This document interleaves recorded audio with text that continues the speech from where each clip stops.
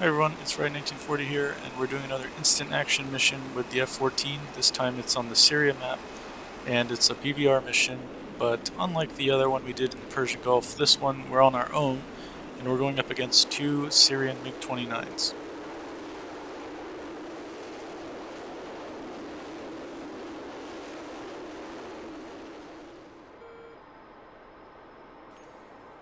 Alright, the usual, we're going to set our VDI mode set to TV so we can see the contacts at range. We're going to set our HSD to TID so that we could see the overall picture, the radar picture. We're going to set our master arm to arm. We're going to set our gun rate to high, and then we're going to check to see if the stability roll augmenter is off, so that way we can have a better maneuvering in combat.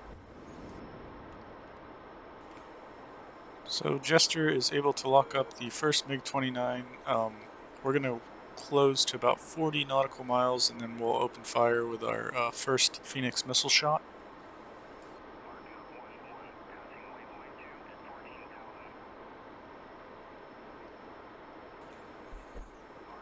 So a little under 38 miles, we fire the first Phoenix missile at the lead MiG-29, and we're going to slow down just a little bit and kind of snake back and forth to let the missile have some time to reach the target.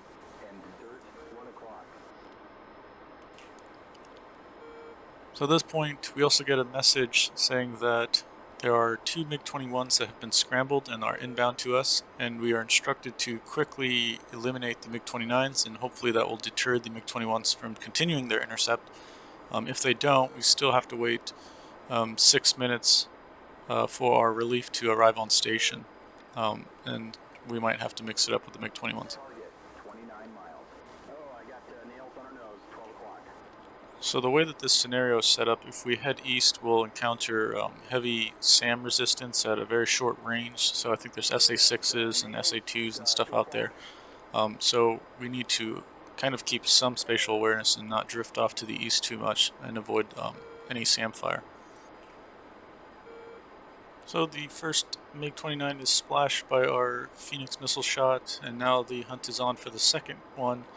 I asked Jester to see if he can lock up another bandit, and he can't, so we're going to do the PAL mode search and try to find this guy. Now the second MiG-29 starts to lock me up, and I still cannot find this guy with the PAL mode. We're letting that run while I'm sort of scanning over the cloud tops, trying to see if I could find a dot and get a visual on this second MiG-29.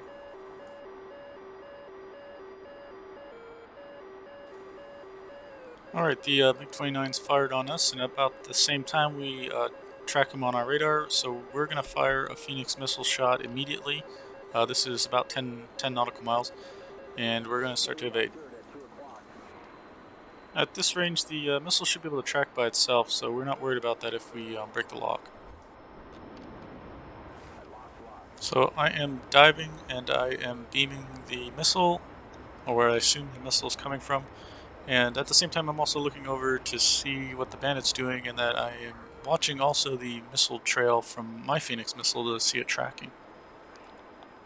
Luckily, the Phoenix missile hits the second MiG-29, and we watch it explode. We also get a message saying that the MiG-21s have turned back, so we're just going to wait for our relief.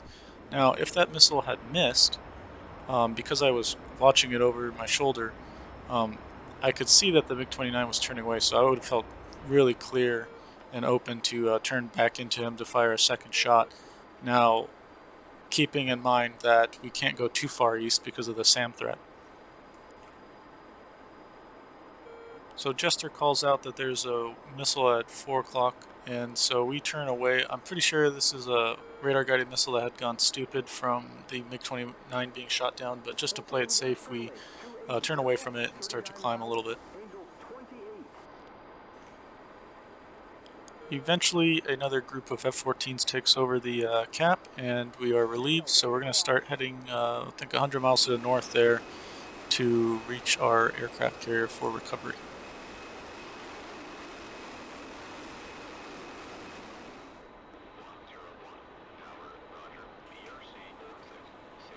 Alright, we show up over the carrier. start descending here through the clouds. I absolutely love doing this now in 2.7. I really did not like it in the old versions because you had I think in some cases the clouds would kind of spin on you from based on the angle that you were looking at them. So I'm so happy to be able to do this. And as we're doing that, we're pulling our wings all the way back and make sure our tail hook is down and getting ready for landing.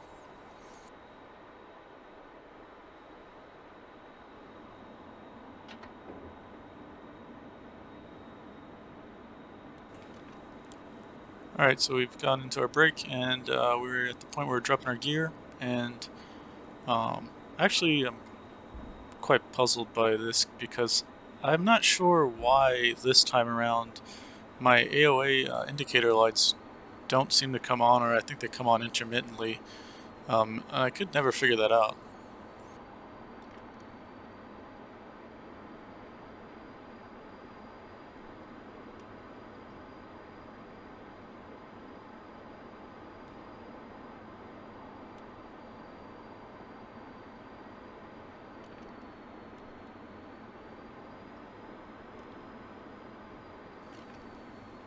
So I'm so focused on trying to get to the on-speed AOA here that finally peek over my shoulder and see that we missed the round down by quite a bit, so we should have actually turned into the carrier a lot sooner.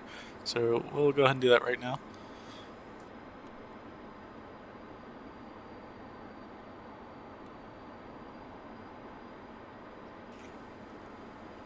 And this time around, I'm trying to be mindful again when I roll back out that I'm going to float up some so that I need to pull the power back just a little bit to compensate for that.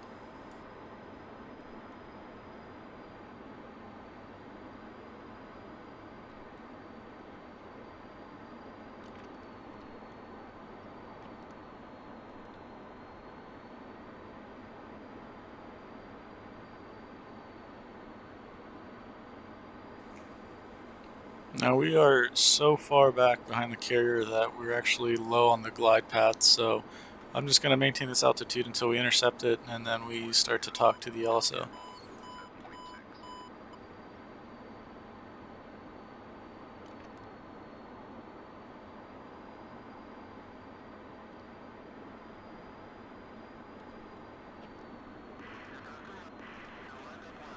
And once again, I do not know why the AOA indexer lights are not working.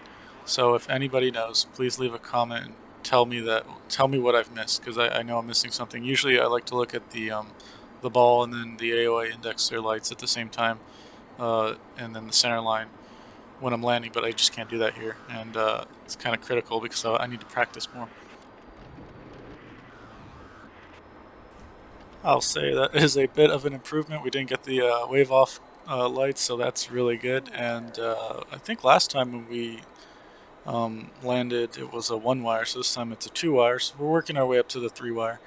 Um, yeah, if please somebody tell me what's going on with the AOA indexer light if you know, because that is very, very, very helpful for me.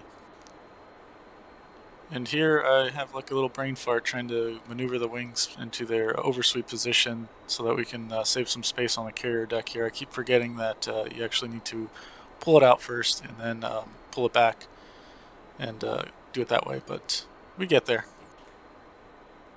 So for debriefing here, I think the landing was improved. We didn't get the wave off, so that's great.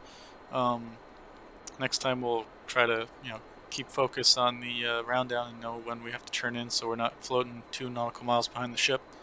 So that can be improved. BVR, I think that started well.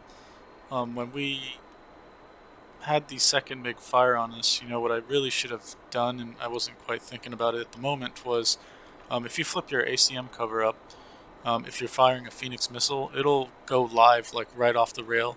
So you won't need to try to track the guy. If the missile can see it, see the target, I should say, it will kill it. So I should have done that.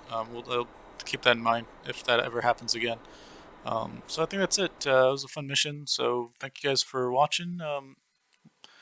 Please, if you have any recommendations or you have any information you want to share, throw that in the comments below, and I'll see you again later.